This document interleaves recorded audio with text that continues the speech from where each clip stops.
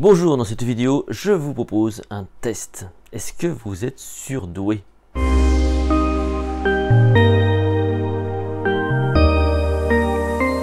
Ça fait rêver beaucoup de monde ça, hein, être surdoué, on aimerait tous être un surdoué. Je vous avoue un truc, c'est que moi j'interviens beaucoup partout en France et même à l'étranger, voilà.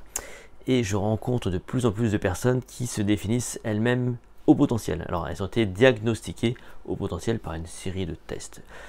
J'ai toujours trouvé ça assez curieux parce que, vous savez, pour moi, c'est pas évident de quantifier cette notion, voilà, d'intelligence, de performance. Alors, en plus, aujourd'hui, on a cette image qui revient très souvent, est-ce que je suis un zèbre? Est-ce que vous êtes un zèbre, hein? Donc, c'est pas facile, je trouve, à établir.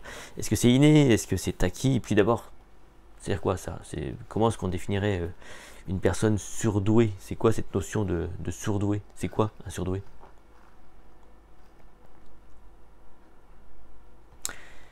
Déjà, c'est pas une pathologie, ça on le sait. Donc vous n'êtes pas malade si vous êtes au potentiel ou si vous êtes surdoué, ça c'est sûr. On part du principe que votre intelligence est supérieure à la moyenne, mais si c'est votre cas évidemment. Mais pas que. En gros, ce qu'on essaie aussi de mesurer, c'est le rapport avec ce qui vous entoure, avec ce qui entoure les gens. Donc le rapport qui serait donc différent avec ce qui les entoure. Ici, vous avez ce monsieur qui a un rapport avec les chiffres et nombres sans doute un peu différent que des gens comme moi, par exemple, où je ne suis pas très à l'aise avec les chiffres et les nombres. Donc c'est un rapport différent avec ce qui les entoure. Alors, on a essayé de trouver quelques éléments qui sont en lien avec les personnes surdouées, enfin des éléments qui sont communs à toutes ces personnes-là. Donc, écoutez bien, peut-être que c'est votre cas.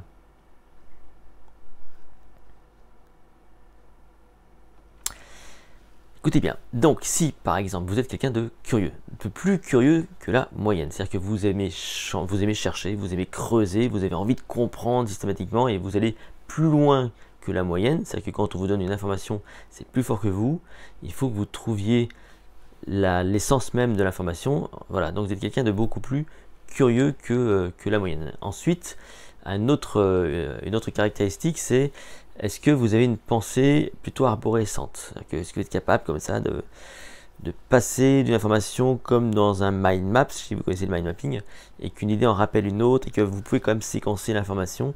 Est-ce que tout ça, ça match et que ça va, est-ce que ça va assez vite? Voilà, ça c'est une deuxième caractéristique. Est-ce que vous avez du mal à expliquer ce que vous savez? Que lorsque vous sortez du niveau 1, que vous passez au niveau 2, ça devient un peu confus dans votre tête parce que vous avez un mode de pensée qui est un peu différent finalement. Ça, c'est une autre des clés. Donc, je redis, donc il y a d'abord, est-ce que vous êtes curieux? Voilà, ça c'est une première chose. Est-ce que vous êtes quelqu'un qui avait une pensée arborescente? Est-ce que vous avez une difficulté à restituer, donc, parce que votre raisonnement il est propre? Est-ce que vous apprenez et comprenez plus vite que la moyenne? Bon, ça pour le coup c'est très subjectif, mais est-ce que c'est votre cas?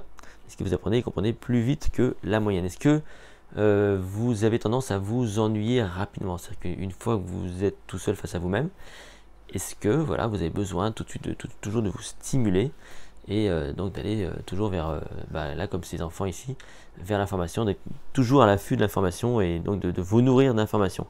Est-ce que vous vous sentez plutôt aussi plus sensible que la moyenne? Est-ce que c'est des choses qui vous touchent?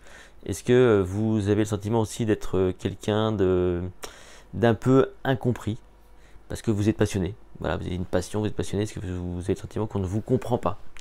Voilà, donc toutes ces caractéristiques que je viens de vous citer, ce sont des points communs, des traits communs aux personnes qui ont cette appellation au potentiel surdoué. C'est peut-être votre cas pour le coup, ça mériterait presque d'être testé. J'ai envie de dire maintenant, voilà, ne vous enfermez pas non plus dans des catégories comme ça. Je vais vous donner maintenant mon avis un peu pratique par rapport à tout ça.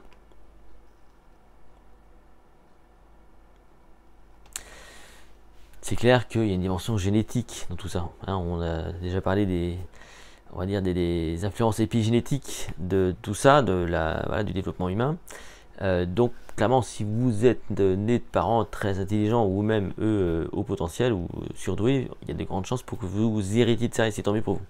Mais moi j'ai le sentiment de croire, la faiblesse de croire que tout ça c'est aussi, on peut aussi acquérir, et moi je travaille là-dessus en fait, en gros, c'est que tout mon travail sur la mémoire, la cognition, le mémocamp, c'est aussi pour permettre aux gens de développer leurs capacités cognitives, et donc si c'est pas quelque chose de génétique, au moins d'acquérir ces compétences, et il n'y a pas 36 solutions.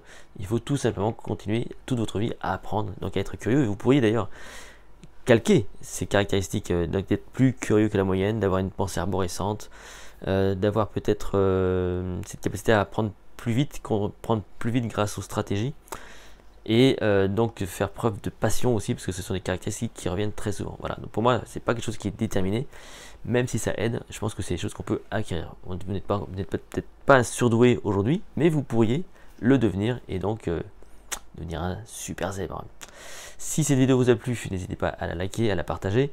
Vous pouvez vous abonner à cette chaîne YouTube et me retrouver justement sur mon site https://lestradillonsecrets.com. Je ne vous promets pas que vous deviendrez un zèbre, mais en tout cas, ce que je vous promets, c'est que vous développerez vos capacités cognitives et vous entretiendrez bien votre mémoire et vos capacités toute votre vie. Voilà. On se retrouve très bientôt dans une prochaine vidéo.